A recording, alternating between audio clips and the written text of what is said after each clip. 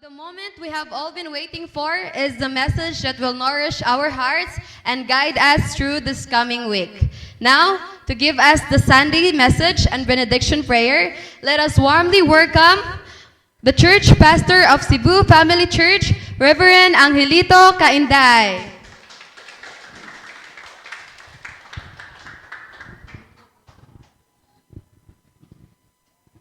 Okay, so good morning everyone, my dear chosen people of Chonelgo. Good morning!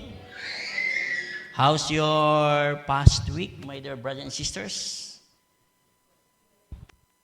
You have a beautiful experience?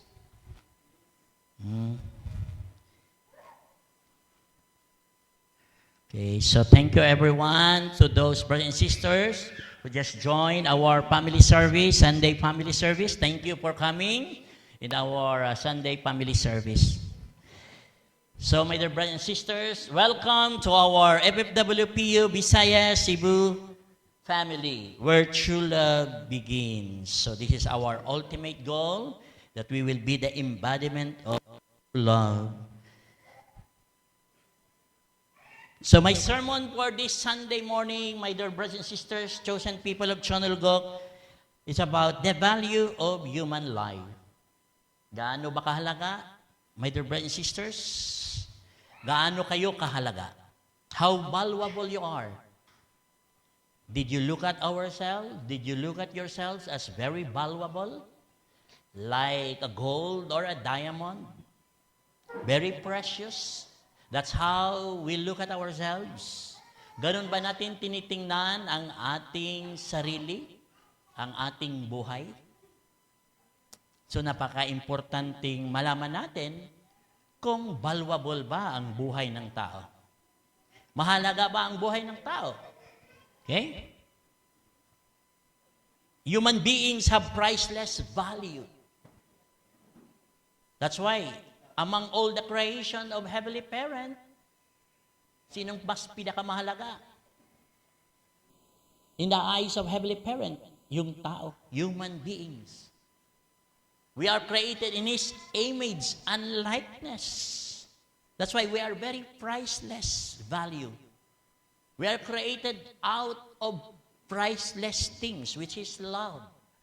We are made, we are created because of love. God's love. Walang value yun. Walang material value. The value of love is eternal, absolute, unchanging. You know, because it came from Heavenly Parent. Aju? Although in many fallen societies, pag tiningnan mo, my dear brothers and sisters, fellow citizens of Chonelgok, if you look at our society today, everything is trouble, everything stress, everything, all people complain, everything about negativity, everything about negative, it becomes a trending in the world. Ajo? People like to talk about negative. People like to talk about bad things. That's why it became a trending in the world. They don't want, fallen people don't want to talk about positivity. Don't want to talk about what good things that happen in their lives. Sinasarili nila. Hindi dapat.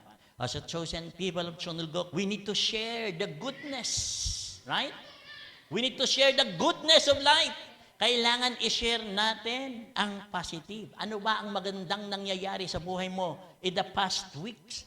Huwag kang dapat mag-share ng mga bagay na hindi naman nakakatulong sa tao para maging isang tunay at wagas at ma-recognize na how valuable siya na tao. Regardless as cheap and despite the worldly illusions that a person's value is determined by wealth. That's how the fallen world determine ang value ng isang tao. Through wealth, status, educations, or beauty. God endows every person with the absolute value of His love. He created us as His beloved children.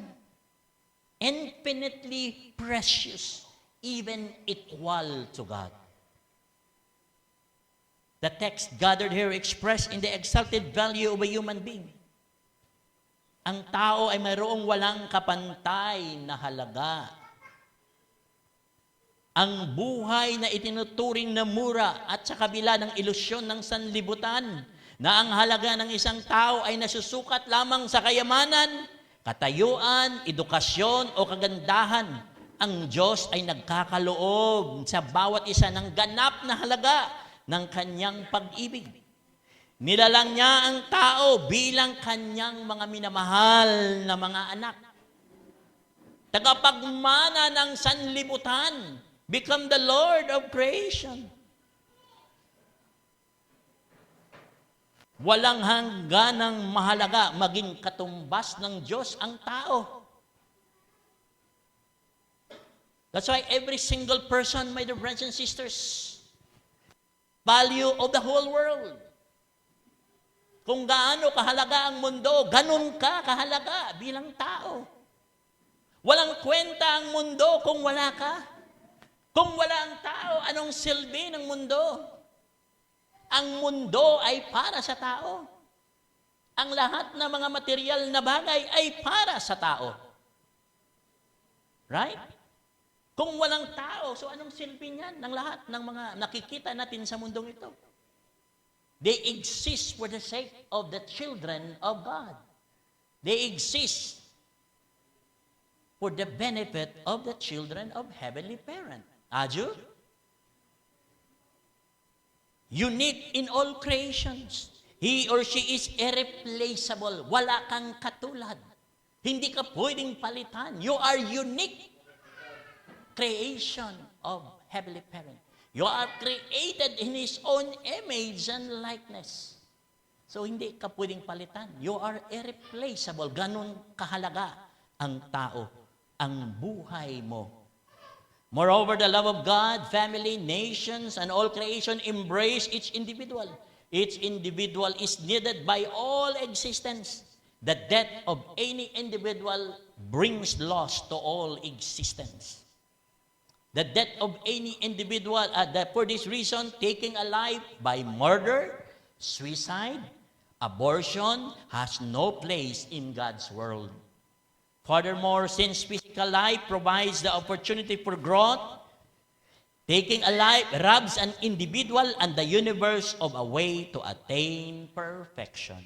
Kaya hindi yan. No?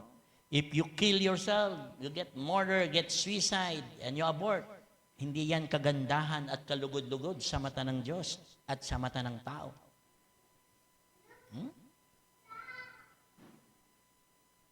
You diminish your value. So, yung mga gumagawa ng mga ganung bagay, hindi nila naiintindihan kung gaano pala sila kahalaga. No? So that's why, my dear brothers and sisters, sa isang mundong nakatuon sa materialismo, fixated on materialism, few people have realized their sexual exalted potential value. Konti lang. Yun yung mga tinatawag na mga anak ng Diyos. Yun yung mga tinatawag na chosen people of Chonilgok. Sila ang mga taong nakakaalam kung gaano kahalaga ang buhay ng tao. Because these chosen people are connected to God. They are connected to Heavenly Parent and true parents and to Jesus. Ajo?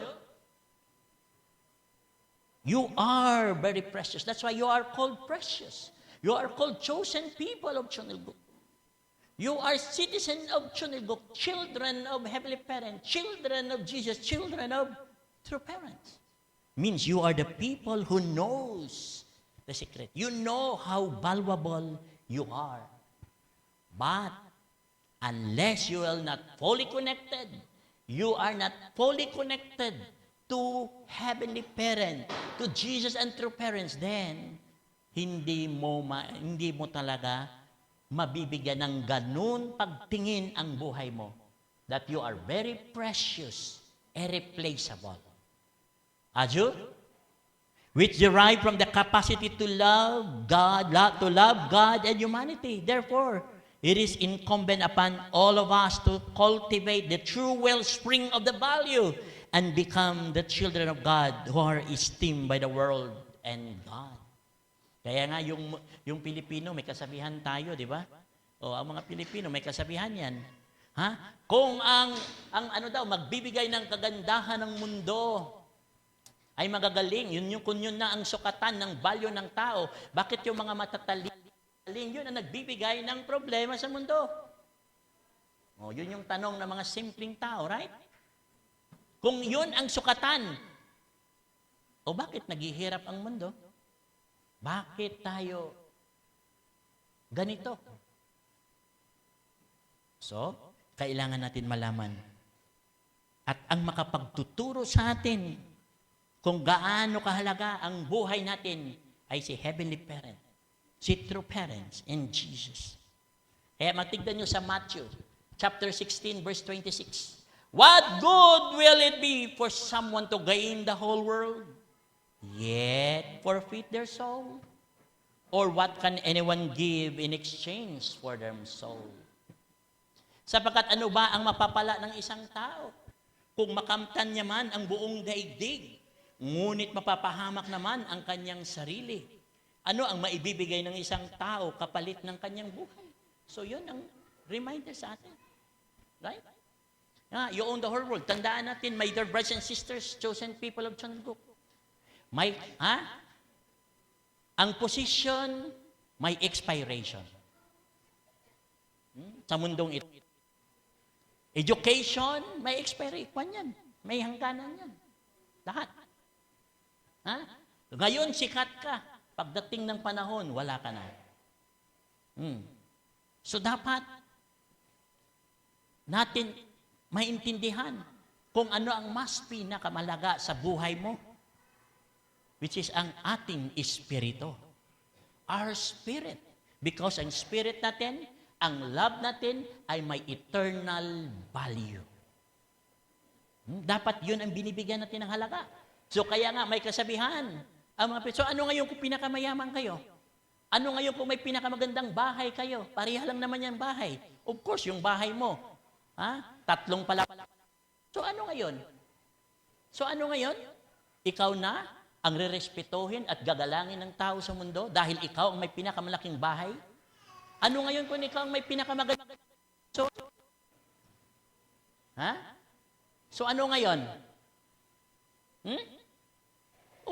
Wala naman yan masyado sa tao, di ba?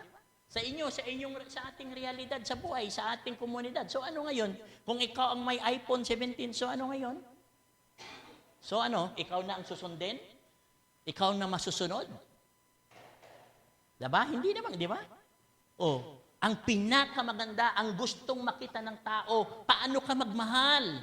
Paano ka mag-establish ng relationship sa Kanya? Right? So ano ngayon, hindi talaga natin pwedeng maipagmayabang ang mga material at physical na bagay kasi yan ay may temporary lang. Pero kailangan natin yon, no? Para yon ang tutulong sa atin para tayo maging tunay na tao. Adyo? Kaya kailangan natin i-reflect as a chosen people of Chongguk. Then, my dear brothers and sisters, sabi sa Psalm, chapter 49, verse 5 to 8, why should I fear when evil days come?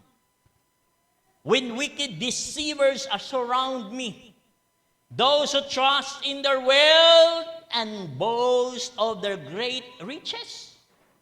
No one can redeem the life of another or give to God a ransom for them. The ransom for a life is costly. No payment is ever enough. Sa Tagalog, hindi ako natatakot sa panahon ng panganib. Kahit pang naglipana ang mga kaaway sa paligid, mga taong naghahambog o nagyayabang, sa kanilang yaman ay mananalig. Dahilan sa yaman nila ay tumaas ang pag-iisip. Hindi kaya ng sinumang ang sarili ay matubos. Hindi kayang mabayarat, tubusin sa kamay ng Diyos. Hindi mo kaya yan. Hindi mo pwedeng gamitin yung pera at salapi mo para tubusin mo ang espiritu mo. ang bayad sa kanyang buhay ay halagang sakdaltas, gaano man ang halagang hawak niya ay hindi sapat. O see? Hindi sapat yan. Hindi yan ang magiging batayan na mapupunta ka sa langit kung marami kang pera. Hindi naman tayo, hindi tayo binigyan ng buhay sa mundong ito. We are not made because of money. We are made out of love. Kaya nga, kahit marami namang pera yung mga tao. So bakit they cannot still become true person? Bakit hindi pa rin tayo nagiging tunay at wagas? Bakit hindi pa rin tunay at wagas ang ating mga puso? Kaya nga ang mga Pilipino may kasabihan. Di ba? Madaling maging tao, mahirap pakatao. Madali lang maging tao. No? In the physical world, right? Oh, may pera ka, lahat. Yun nga. Pero how to be a true person? You need to develop your heart. We need to develop our love. Because we are made not out of money and material things. We are made out of love. And that love came from Heavenly Parent. Aju? So as a chosen people of Chunilgok, my dear sisters, if you want to be very valuable, we need to develop our love. We need to develop our heart. Sabi sa Matthew chapter 10, verse 29 to 31, said, Are not the two sparrows sold for a penny? Yet not one of them will fall to the ground outside your Father's care. And even the very hairs of your head are all numbered. So don't be afraid, you are worth more than many sparrows. Hindi ba? Ipinagbibili sa halaga ng isang salaping tanso ang dalawang maya?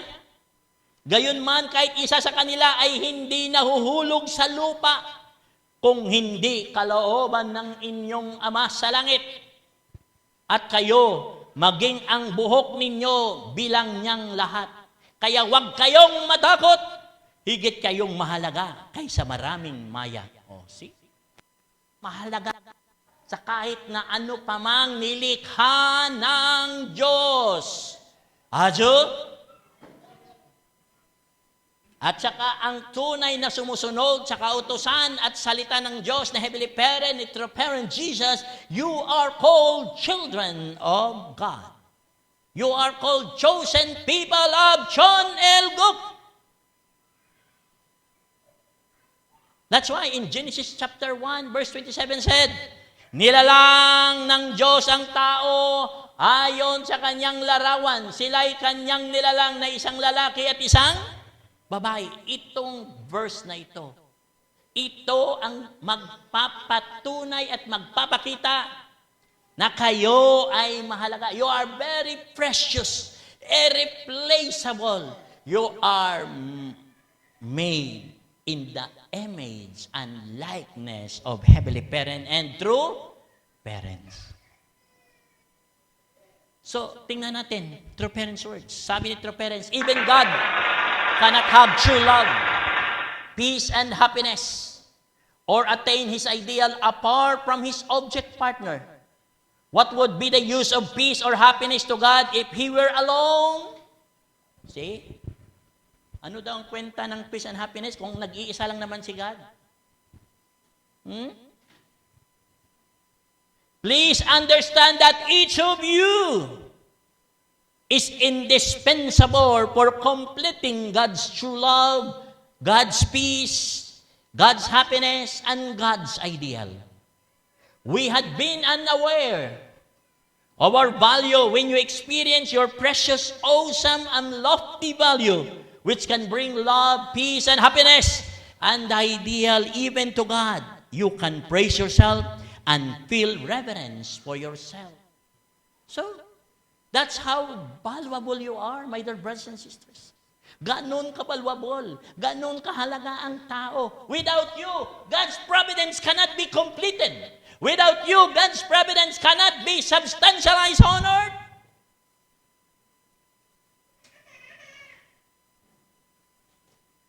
That's why napakahalaga Napakahalaga nyo, my dear brothers and sisters. Then, another word of true parents. True parents said, people in this world believe that a good life is to live the comfortable surroundings. Wear good clothes, drive a fancy car, and fly to any destination anytime they wish. You should know that their standard of judging what is good life is a bad habit of a worldly people. See?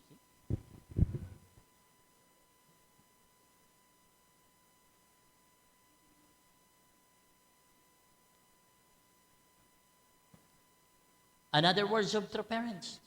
It said about the value of human life. Americans or foreign or other people may love material things, but I love people more. True parents said. The winners are people who love people. If you lose all you possess, if you keep your human relations intact, the things will return. Though we lose money, through people we will be able to obtain money. But if we break our connection to people, we will lose everything. Adyo? Kaya nga, di ba, makikita mo, pag sinusunod natin ang mundo, hindi natin sinusunod si Heavenly Parent, True Parents, Jesus. So, ano palagi ang conclusion ng fallen man? Your best friends became your enemy.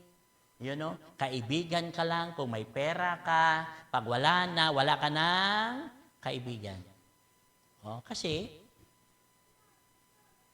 hindi rooted on the love of Heavenly Parent and True Parents ang ini-establish na relationship ng fallen man. He built relationship for the sake of himself. Selfishness. So that's why this world is in trouble. As you? So, Father chose to love people. And that's the teaching of Heavenly Parent True Parents. As a chosen people of Chonilguk, as the children of Heavenly Parent True Parents, ano ang una niyang inutos? The greatest commandment. Nakasentro sa ano? Love. Love God with all your heart, with all your mind, with all your soul, and then love your neighbor as you love yourself. Then, dinagdagan pa ni Jesus. Dinagdagan pa yan. You know? Love your enemy as you love yourself.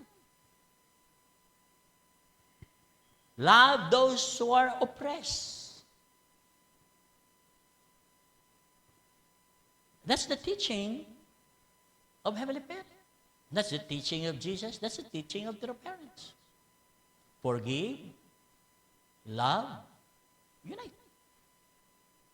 So everything centering there. That's why true father, true parents, show to us. Ang pinakamahalaga sa kanya, I will love people more. Pag si God, ganun din. Heavenly Parent, show to us how many thousands of years Heavenly Parent endure. 6,000 years. He never complained. Of course, they have some frustration, di ba? Genesis 6:6. He showed his frustration. When man fell and do evil things, he said, what? He felt sorry that he created us, but he never gave up. He continuously loved us. He even, for the fallen man to have a chance to raise yourself so that you will see your value, even the most precious to Heavenly Parent, He is willing to offer. Right? He offered His only begotten Son for us to receive salvation. That's how valuable you are in the eyes of Heavenly Parent and True Parents. Heavenly Parents are even willing to offer the most precious to Him. The only person who can give Him joy, happiness, who can make Him smile. But He is willing to offer to you. Aju? He sent Jesus. He sent true parents. Now, Holy Mother Ann, do everything the necessary condition for you to be a chosen people of God. Ajo? So, that's how valuable you are. Ang tanong, that's how you look at yourself? The way Heavenly Parent, the way Jesus, the way true parents look at you, that's how you look at yourself? Yun ang tanong na dapat nating sagutin sa ating mga sarili, my dear brothers and sisters. Ajo? That's why True Father said again, what is exceedingly valuable in the world? It is not the treasuring such gold or silver or diamond, nor it is worldly fame or power. The most valuable things in all heaven and earth is you, is you, is you, you. Kayo ang pinakamahalaga. Ikaw mismo ang pinakamahalaga kay Heavenly Parent and True Parents in Jesus. Ajo? Kaya tayo din may reminder sa mga ninuno natin na mga Pilipino, di ba? Huh? Kung gaano kakahalaga. Anhin mo man ng bahay na bato kung ang nakatiray kwago. Buti pa bahay kubo ang nakatira ay tao. Importante ang tao. Ikaw mismo napaka-importante. Sino ang tutupad? Sino ang tutupad sa will ni Heavenly Parent? Ikaw.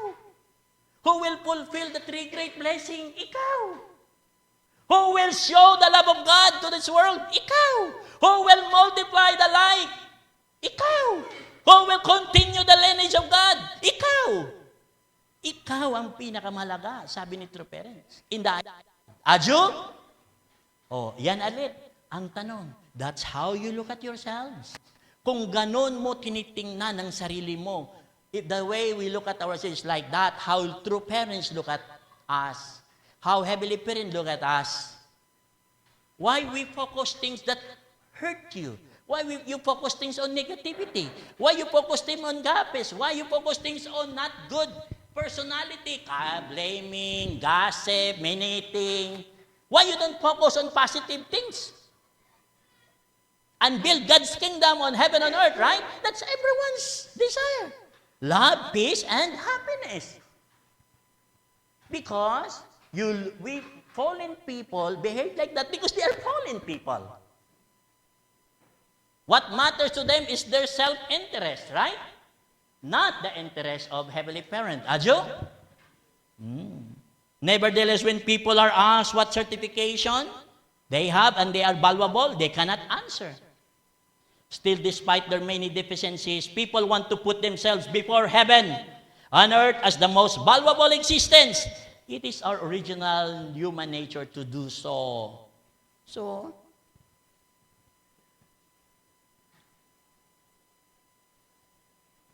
then, True Parents again said, November 6, 1960, he said, maybe you think you are already living for the sake of the nation and the world. However, have you considered whether other people regard you as a valuable person? Oh, yan ang itanong natin sa sarili natin, brothers and sisters. Ganun ba magtingin ang kapitbahay mo sa'yo? Ganun ka ba tinitingnan ng mga taong nakakasalamuha mo? Kahit saan ka mang place pupunta, ganun ba ka tinitingnan ng community mo? Ng family mo? Ng loved ones mo? Ajo? Valuable ka ba sa kanila?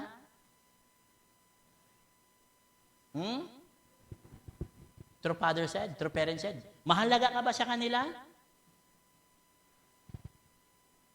Ganun ka ba nila tinitingnan? If they do not, True Parent said, pag hindi ganon, then you need to make new determination and a new beginning. And ask yourself, what do others see as valuable about me? Ajo.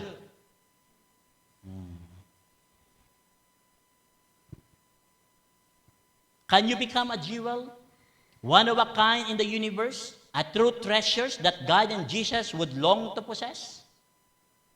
The myriads of saints who formerly lived on earth and all the philosophers who planted their thought in the world, no matter how important they may have been during their earthly lives, would long for your treasures. All humanity presently living, even the people of the future, would also want it. They would adore its value, yet who has believed that they could be such a jewel, right? So napaka-importante ang buhay mo. How you nurture it, how we develop it.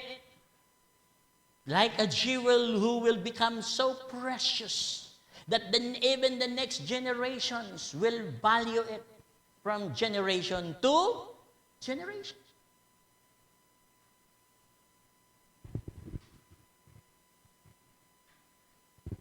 An individual human being, the parents said, is more precious than the universe. Each person's value is infinite because he or she is created as God's partner of love. The parents said, you are precious, more precious than the universe.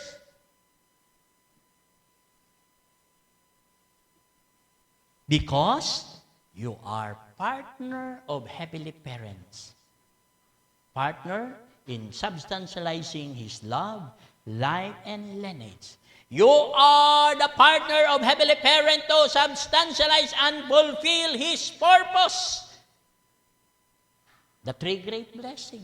Without you, sino ang magpupulfill ng three great blessing? Who will build the kingdom of heaven on earth? Who will build an expansional group? That's why, my dear brothers and sisters, you are not just called member of Family Federation. In the eyes of Heavenly Parent Province, you are declared and announced chosen people of John L. Guk. Citizen of John L. Guk. You are not just a mere members. That is too humanistic.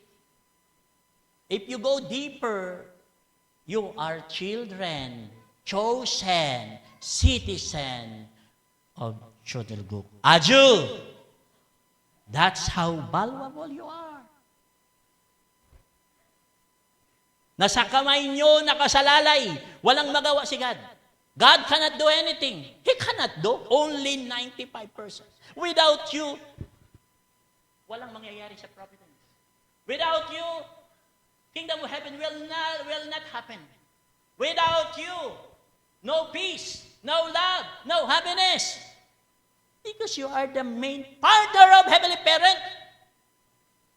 Aju?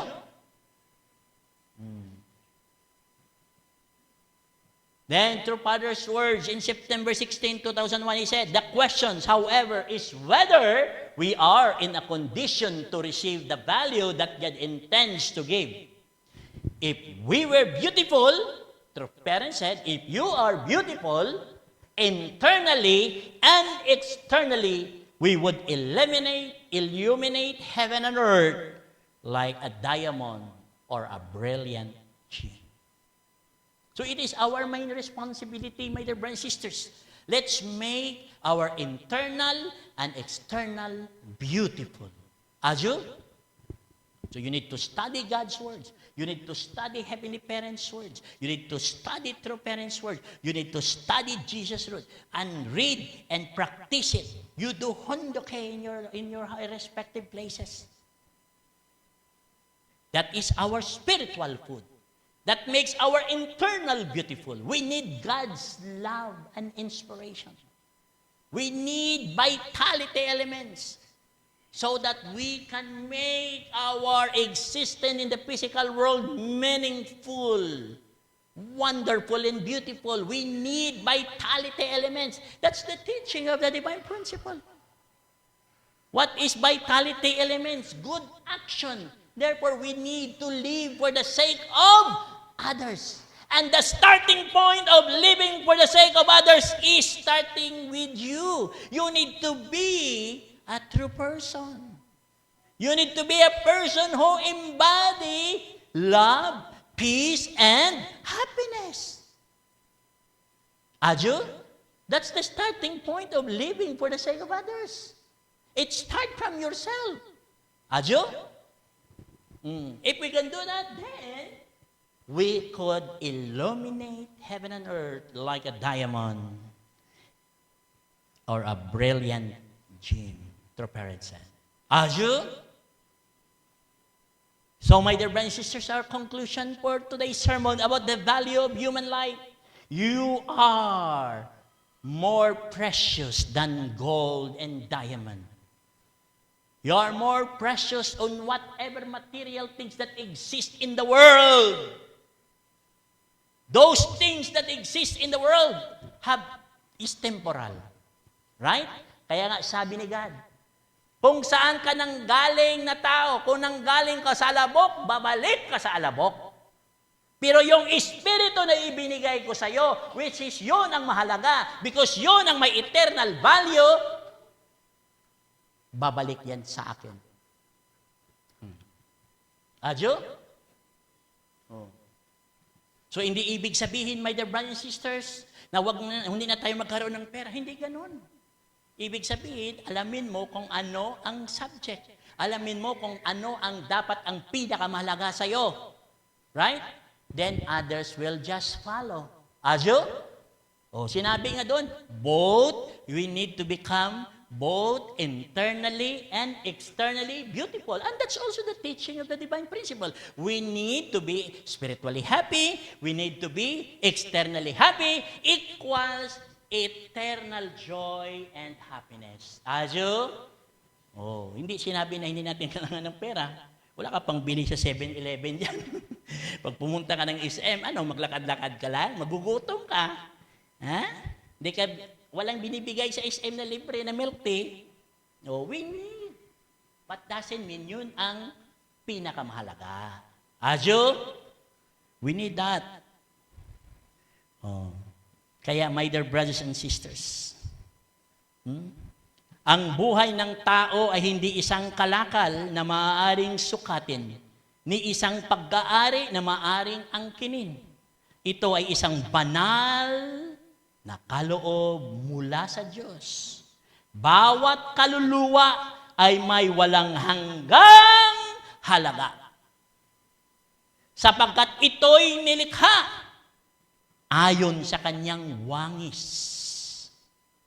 Nilikha tayo in the image, sa wangis ni Heavenly Parent. Seeing you is like seeing God. Yun ang ibig sabihin, right? Adyo? That's why it should be God. That's why we are called in our previous sermon, what God told you, you are my temple. I reside in you. Therefore, you need to make sure your heart is pure and genuine and authentic because that's the dwelling place of Heavenly Parent. Adyo?